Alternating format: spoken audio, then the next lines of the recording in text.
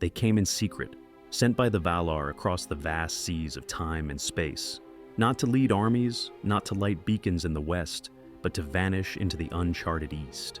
In the tales of Middle-earth, we know the names Gandalf, Saruman, and Radagast, but there were 5. 2 of them disappeared beyond the reach of song and story. These were the Blue Wizards. Their names were Alatar and Pallando. And their fate? That remains one of the greatest mysteries of Tolkien's entire legendarium. Were they lost? Were they corrupted? Or did they save the world in ways we'll never fully understand? Welcome back to the channel. Let's uncover the forgotten journey of the Blue Wizards of Middle-earth.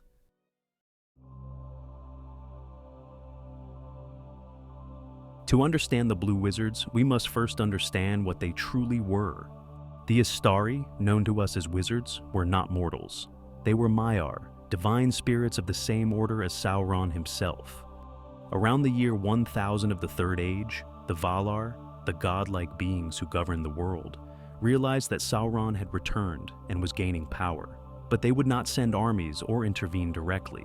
Instead, they chose 5 Maya spirits and sent them in human form to guide elves and men. Curanir, the cunning Saruman, Olorin, the humble Gandalf, Iwendil, the beast friend Radagast, and 2 cloaked figures from the east, Alatar and Pallando. These were the Blue Wizards, and from the very beginning, they were different.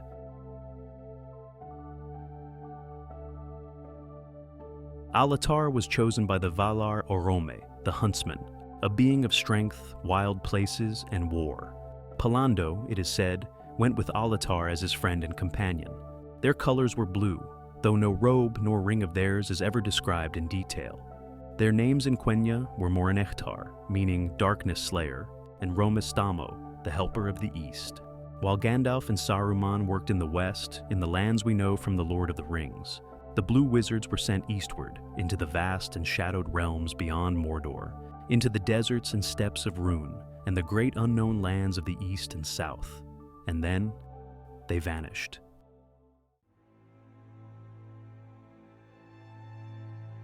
Here lies the mystery. Tolkien revised his ideas about the Blue Wizards several times throughout his life, and their fate depends on which version of his writings you consult. Version 1. They failed. In Tolkien's earlier notes, the Blue Wizards failed in their mission. They became corrupted, like Saruman, perhaps founding magical cults, worshipped as gods by the Eastern peoples. In this version, they did not resist Sauron's influence, but added to it, unintentionally helping to build the empires of the East that would later send armies to the Black Gate. If that version is true, then the Blue Wizards were a tragic loss. Their failure helped seal Middle-earth's doom for centuries. But that's not the only version. Version 2, they succeeded in secret. In later letters, especially a 1958 letter to a fan, and later writings edited by his son, Christopher, Tolkien changed his mind. He suggested that the Blue Wizards may have been crucial to the resistance against Sauron. In this version, Alatar and Pallando journeyed deep into the east, where Sauron's influence ran thick and unchallenged. There, they worked not through grand displays of power, but by undermining his cults, disrupting his alliances, and planting seeds of rebellion in enemy territory. They may have even prevented Sauron's dominion from spreading too far, reducing the number of Easterlings and Southrons, who eventually marched to war in the War of the Ring. In Tolkien's own words, they must have had very great influence on the history of the Second and Third Age in weakening and disarraying the forces of East, who would both in the Second Age and Third Age otherwise have outnumbered the West. If that's true, then the Blue Wizards might have saved the West, not with a flash of a staff, but by working in the shadows, outnumbered and unseen.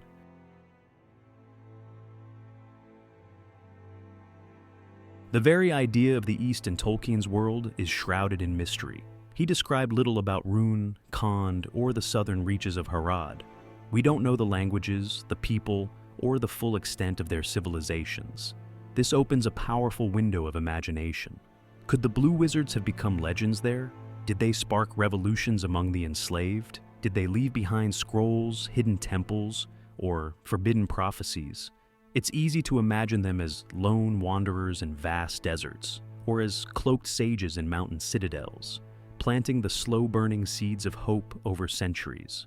The East was Sauron's stronghold, but even in his darkest places, the flame of the Valar may have flickered, thanks to the Blue Wizards. And if that's true, their story may be the most important one never told.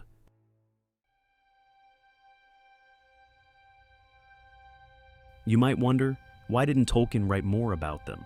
The answer lies in his purpose. Tolkien always centered his stories around the West, around the fading beauty of the elves, the courage of men, and the war to preserve a world slipping into darkness. The Blue Wizards existed outside that frame. They were, in a way, too big for the tale he was telling. They hinted at a larger world, a more global struggle between light and dark. Tolkien once described the Blue Wizards as allowing him to imagine the good which could be done secretly, out of the knowledge of the rulers of the West. In other words, they were proof that even in the farthest lands, the fight against evil was never abandoned. And in the end, perhaps the mystery was the point. Not all heroes stand on mountaintops. Some disappear beyond the horizon and keep the darkness at bay while no one is watching.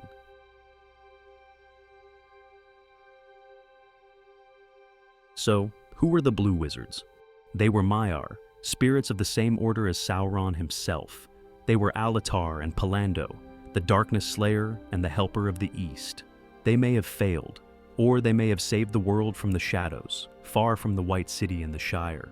They were the untold chapter in the war against Sauron, a chapter Tolkien never fully wrote, perhaps because it belonged to another part of the world and another kind of story. In the end, the Blue Wizards remain a tantalizing riddle at the edge of Middle-earth, a whisper on the eastern wind of two cloaked figures whose true purpose may never be known. But one thing is certain, they were never truly lost. They were just beyond the edge of the map. Which version of their fate do you believe? Did the Blue Wizards fall to shadow, or did they become unseen heroes in the East? Drop your thoughts in the comments.